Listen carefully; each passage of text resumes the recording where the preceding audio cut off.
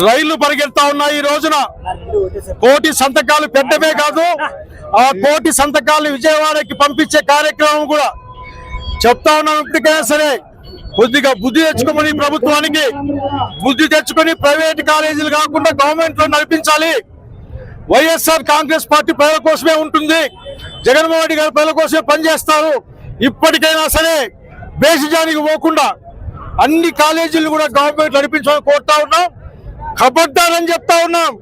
ప్రజల యొక్క ప్రయోజనాలను కాపాడడం కోసం జగన్మోహన్ నాయకత్వాన వైఎస్ఆర్ కాంగ్రెస్ పార్టీ సిద్ధంగా ఉంటుంది.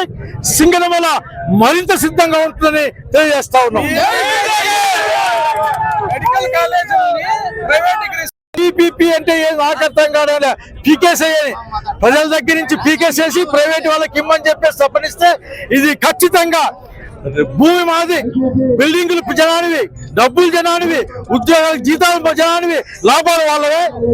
చంద్రబాబు దొంగ మాటలు మానేమని కోరుతా ఉన్నాను.